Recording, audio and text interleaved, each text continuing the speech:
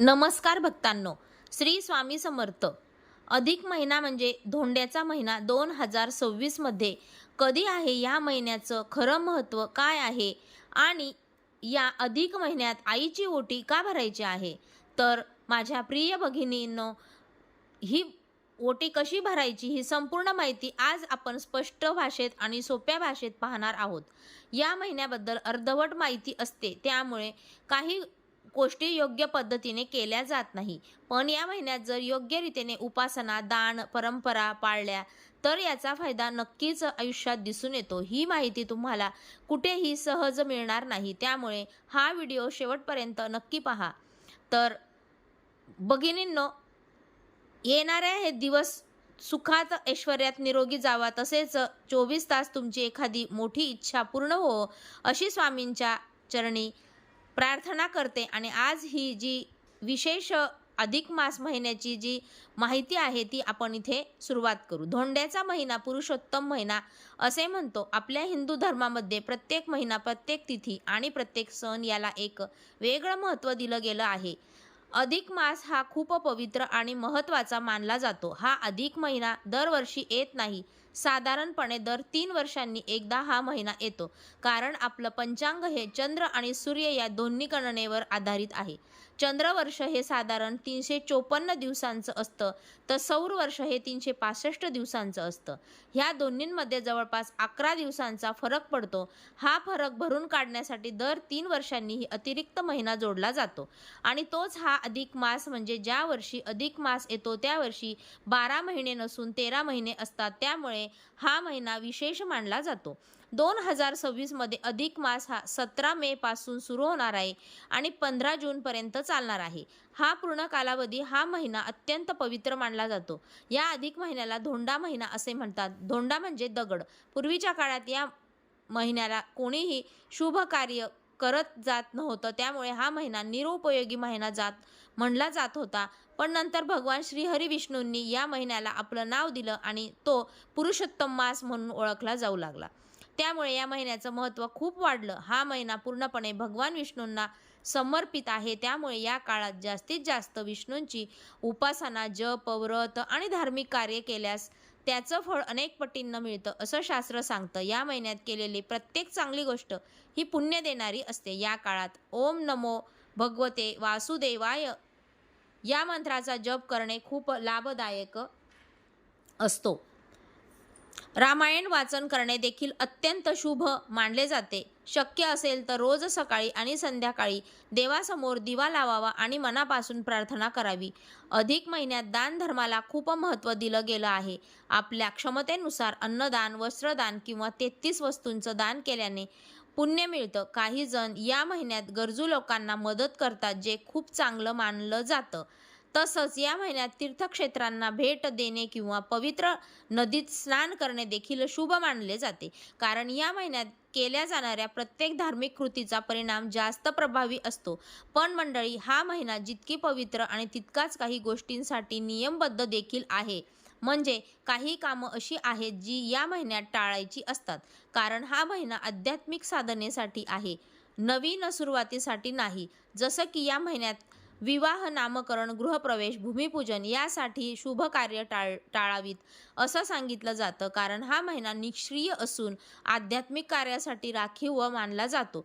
आता या सगळ्यात एक अत्यंत महत्त्वाची परंपरा आहे जी अनेक घरांमध्ये पाळली जाते आणि ती म्हणजे आईची ओटी भरणे. या अधिक महिन्यात मुलीने आईची ओटी का भरावी, त्यामागचं खरं कारण काय आहे आणि ती नेमकी कशी भरायची, ही सगळी माहिती आता आपण सविस्तर पाहणार आहोत. भक्तांनो, अधिक महिन्यात जी सर्वात महत्त्वाची आणि भावपूर्ण परंपरा सांगितली जाते ती म्हणजे आईची ओटी भरणे. ही फक्त एक साधी प्रथा नाही, तर तिच्या मागे खूप मोठं धार्मिक आणि भावनिक महत्त्व दडलेलं आहे. आपल्या आयुष्यात आईचं स्थान किती मोठं असतं हे सगळं वेगळं सांगण्याची गरज नाही. जन्मापासून आपल्यासाठी सतत कष्ट करणारी, आपल्यासाठी स्वतःच्या इच्छा बाजूला ठेवणारी, आपल्याला प्रेम, संस्कार आणि आधार देणारी व्यक्ती म्हणजे आई. पण आपण रोजच्या आयुष्यात तिच्यासाठी काही विशेष करतो का, हा प्रश्न प्रत्येकाने स्वतःला विचारायला हवा. अधिक महिना हा कृतज्ञता किंवा व्यक्त करण्याचा महिना मानला जातो. आणि म्हणूनच या महिन्यात मुलीने आपल्या आईची ओटी भरून तिच्याबद्दल आदर, प्रेम आणि ऋण व्यक्त करायचं असं शास्त्रानुसार मानलं जातं, की या महिन्यात आईला दिलेलं दान हे सन्मान हा थेट भगवानांपर्यंत पोहोचवतो. आईची ओटी भरण्यामागचा मुख्य उद्देश म्हणजे आईला दीर्घ आयुष्य लाभो, ती सदैव निरोगी राहो आणि पुढील जन्मातही आपल्याला हीच आई मिळो अशी प्रार्थना मनापासून करणे ही भावना जितकी शुद्ध तितकीच त्याचं फळही मोठं मिळतं असं सांगितलं जातं. आता अनेक महिला एक प्रश्न पडतो की आईची ओटी कोण भरू शकते, तर याचं उत्तर अगदी स्पष्ट आहे. विवाहित मुलगी असो किंवा अविवाहित मुलगी, दोघींनीही या अधिक महिन्यात आईची ओटी भरता येते. यात कोणताही भेदभाव नाही. मुख्य गोष्ट म्हणजे भावना आणि श्रद्धा. आता ओटी कधी भरावी हे पाहूया. अधिक महिना सुरू झाल्यापासून ते संपेपर्यंत तुम्ही कोणत्याही दिवशी आईची ओटी भरू शकता, पण शक्य असेल तर मंगळवार किंवा शुक्रवार या दिवशी ओटी भरणे अधिक शुभ मानले जाते, कारण हे दिवस देवीचे पूजेसाठी मानले जातात आणि आपली आई ही देखील देवीसारखीच असते. जर त्या दिवशी शक्य नसेल तर आठवड्यातील कोणताही दिवस निवडून तुम्ही ही ओटी भरू शकता. महत्त्वाचं म्हणजे वेळ नाही तर भावना महत्त्वाची आहे. आता ओटी भरण्यासाठी लागणाऱ्या वस्तूंबद्दल जाणून घेऊया. पारंपरिक पद्धतीने ओटी भरताना तांदूळ, खण, नारळ, ब्लाऊज पीस, सुकामेवा तसेच सौभाग्याच्या वस्तू जसे की हळद, कुंकू, हिरव्या बांगड्या, कंगवा या गोष्टी घेतल्या जातात. त्याचबरोबर काही गोड पदार्थ देखील घेतले जातात. अधिक महिन्यात खास करून अनारसे यांना खूप महत्त्व दिलं जातं, त्यामुळे शक्य असेल तर ओटीमध्ये अनारसे नक्की ठेवावेत. अन्य गोड पदार्थ देखील चालतात, पण अनारसे ठेवण्याचा प्रयत्न करावा. तसंच मुलीने आपल्या आईसाठी नवीन वस्त्र जसे की साडी घेणे देखील खूप शुभ मानले जाते. हे वस्त्र आईला देताना तिचा सन्मान केला जातो. ओटी भरण्याची पद्धत देखील साधी आणि भावपूर्ण असते. आईला पाटावर बसवायचं, तिला हळद कुंकू लावायचं आणि मग तिच्या साडीच्या पदरात तांदूळ, नारळ, खण आणि इतर वस्तू ठेवून ओटी भरायची. त्यानंतर आईचा नमस्कार करून तिच्या आरोग्यासाठी आणि सुखासाठी प्रार्थना करायची. एक महत्त्वाची गोष्ट इथे लक्षात घ्या, ओटी भरताना 33 या संख्येला खूप महत्त्व आहे. त्यामुळे शक्य असल्यास तर 33 रुपये, 33 अनारसे किंवा 33 फळे आईला द्यावीत. ही संख्या धार्मिक दृष्टिकोनातून शुभ मानली जाते. आता या सगळ्यात एक खास गोष्ट आहे जी अनेक जण विसरतात, की म्हणजे आईसाठी हिरव्या रंगाच्या बांगड्या घेणे. अधिक महिन्यात आईला हिरव्या बांगड्या देणे अत्यंत शुभ मानले जाते. जर बांगड्या घेणे शक्य नसेल तर कमीत कमी बांगड्या भरण्यासाठी पैसे देणे देखील योग्य मानले जाते. ही परंपरा फक्त एक रिवाज नाही तर आईच्या आनंदासाठी, तिच्या आरोग्यासाठी आणि आपल्या आयुष्यातील सुख समृद्धीसाठी खूप महत्त्वाचे आहे.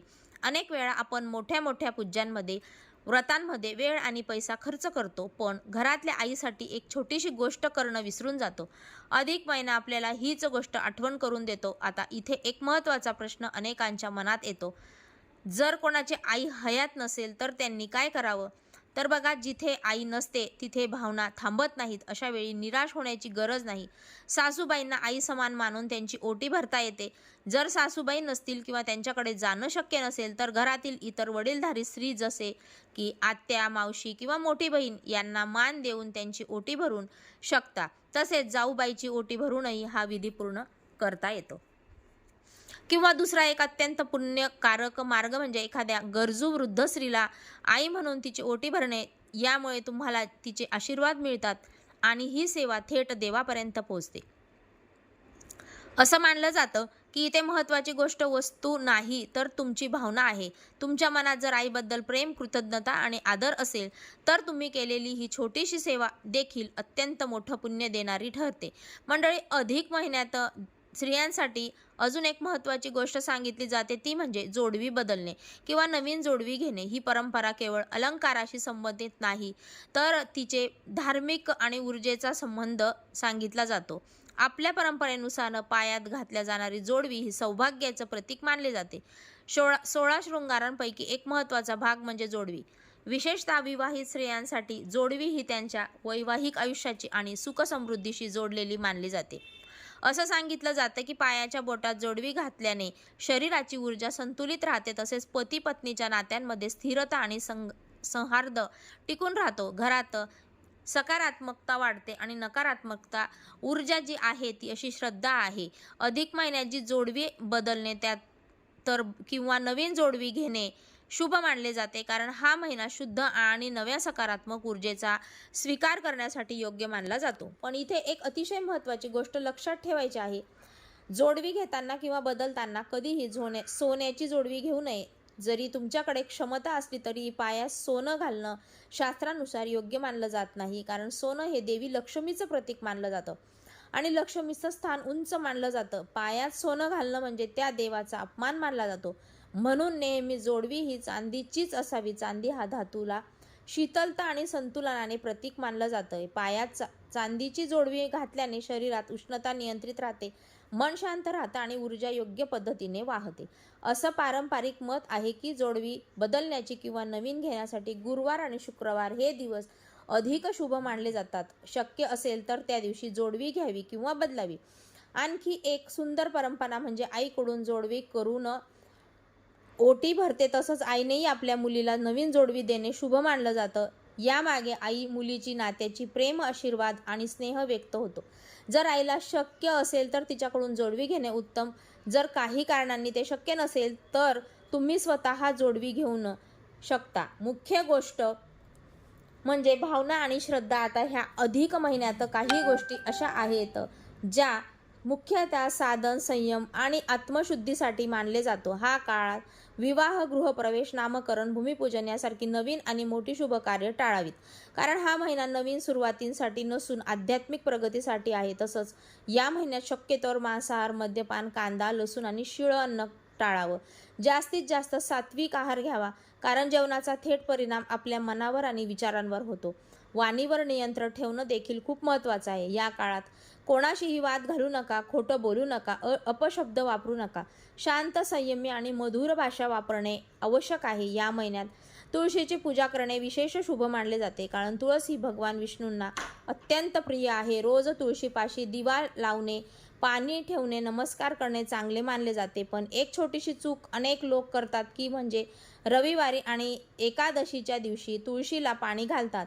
ह्या काळात हवं त्या दिवशी तुळशीला पाणी घालू नये असं सांगितलं जातं. अधिक महिन्यात दररोज सकाळी आणि संध्याकाळी ओम नमो भगवते वासुदेवाय नमः या मंत्राचा किमान 108 वेळा जप करावं. शक्य असल्यास विष्णू सहस्रनाम किंवा भगवद्गीतेचं वाचन करावं. तसंच संध्याकाळी तुपाचा दिवा लावणं, भगवान विष्णूंना पिवळ्या फुलांचा नैवेद्य अर्पण करणं, शक्य असेल तर अभिषेक करणं या गोष्टी खूप शुभ मानल्या जातात. अधिक महिना हा केवळ परंपरा पाहण्यासाठी नाही, तर आपल्या मन, शरीर आणि विचार शुद्ध करण्यासाठी आहे. या काळात केलेली प्रत्येक चांगली कृती आपल्याला आतून मजबूत बनवते.